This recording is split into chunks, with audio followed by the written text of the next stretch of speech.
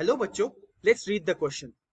The question says, draw a sketch of plane electromagnetic waves propagating along z direction. Depict clearly the directions of electric and magnetic field varying sinusoidally with z. ठीक है? The key concept that is used here, as you can see clearly, are electromagnetic waves. Let me write down the key concept. Key concept. These are electromagnetic waves.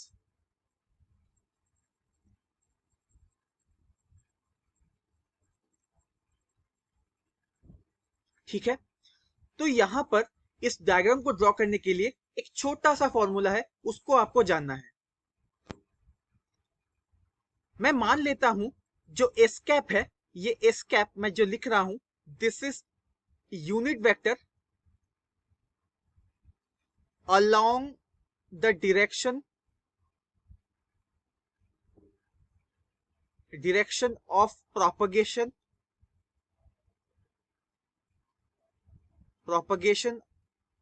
of EM waves. ठीक है, ये E vector E cap जो है, ये unit vector along the oscillations of electric field, oscillation of electric field, और B cap जो है, ये unit vector along the oscillation of magnetic field.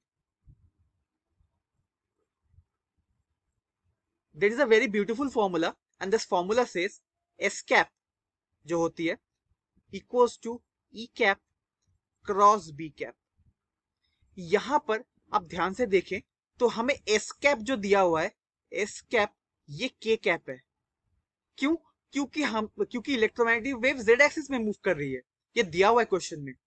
तो अगर S cap K cap है और E cap cross B cap हमें चाहिए, तो क्या क्या कॉम्बिनेशन पॉसिबल है? जो फर्स्ट बेसिक कॉम्बिनेशन वो पॉसिबल है, K cap is equals to I cap cross J cap. तो अगर हम कंपेयर करें तो हमें क्या मिलेगा? E cap is equals to I cap and B cap ये जो होता है ये J कैप.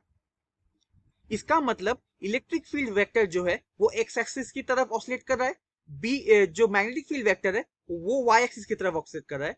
तो अब हम रेडी हैं डायग्राम बनाने के लिए. तो चलिए डायग्राम को ड्रॉ करते हैं नेक्स्ट पेज पे. So let's draw the axis. 3 axis हम ड्रॉ करेंगे, एक्स वाई और जेड. ठीक है, ये है जेड एक्सिस, ये है एक्स एक्सिस और ये है वाई एक्सिस. आप क्रॉस प्रोडक्ट के रूल से भी वेरीफाई कर सकते हैं कि ये एक्सिस जो मैंने ड्रॉ किए हैं वो सही है. तो चलो फर्स्ट इलेक्ट्रिक फील्ड वेक्टर को ड्रॉ करते हैं. इलेक्ट्रिक फील्ड वेक्टर कैसा दिखेगा हमारा, वो मैं ग्रीन से ड्रॉ कर रहा हूं. वो इस तरह से जाएगा, एक्स एक्सिस पे ऑसिलेट कर रहा है वो. ठीक है, इसको मैं मार्क कर देता हूं, ये है इलेक्ट्रिक फील्ड वेक्टर.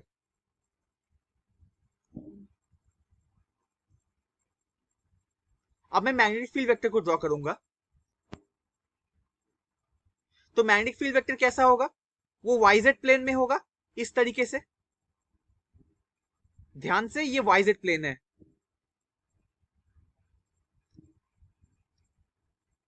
ठीक है, इसको मैं मार्क कर देता हूं, ये है मैग्नेटिक फील्ड वेक्टर.